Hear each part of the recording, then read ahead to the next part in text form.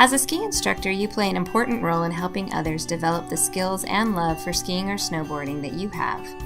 We want to remind you to stay safe this season.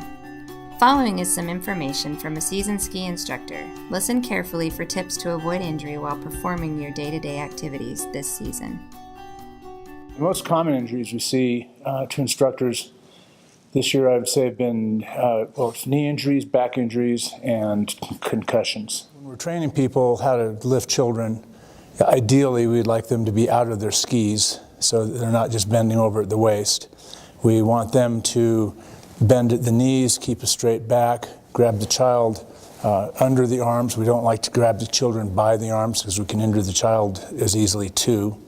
It's just a matter of if the instructor will take the time to position themselves so they can do the proper lifting. In keeping yourself safe when you're teaching adults and children, the main thing with adults is, they're much heavier, so you have to be much more careful how you lift them, but also that it means you really need to teach them how to get up. And we also do that with children. That's probably the best solution to this lifting issue, is if you can teach them the proper way to stand up after they've fallen down, make that part of your lesson plan, especially when they're first-time skiers, then that takes care of the problem by itself.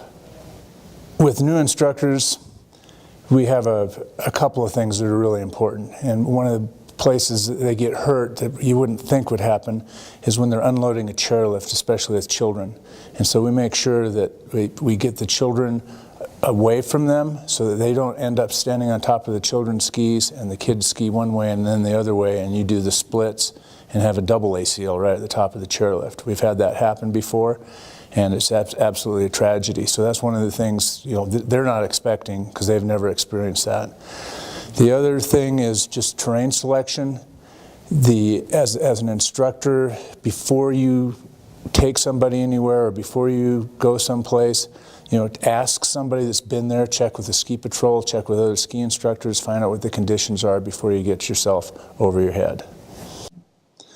Part of our training is to make people extremely aware of where they are on the mountain, of where the high traffic areas are, of where the intersections are, of where people are going to be coming from every which way, and to be aware of that, to be defensive, to just tell yourself every time you get off the chairlift you're not going to get hurt. And the other thing where people are going to get hurt in general is going to be on the easy places. It's going to be the nice blue groomers where people are skiing faster than they normally should be and they're not really watching out for each other. So we tell the instructors, the easier and faster it is to ski, the more you have to be aware of what's going on around you.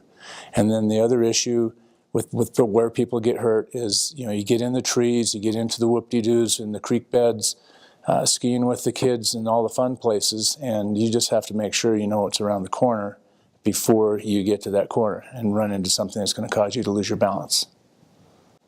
In a normal day, for a ski instructor to be injured, it starts really from putting on your boots, walking out to get out on the snow.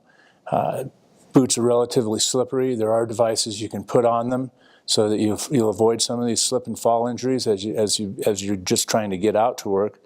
Once you get out, it always helps to have a bit of a warm-up so the muscles are stretched out and you're ready to go and ready to start moving. The awareness around you and being defensive, checking before you turn to go on another trail, or even when you're on an open trail, just keeping a good peripheral vision and looking around, because you never know when all of a sudden you're just boot buckle to boot buckle with a stranger, and you need to be aware of who's on the hill and where you are on the hill. And the preseason is really an important part for being a professional ski instructor.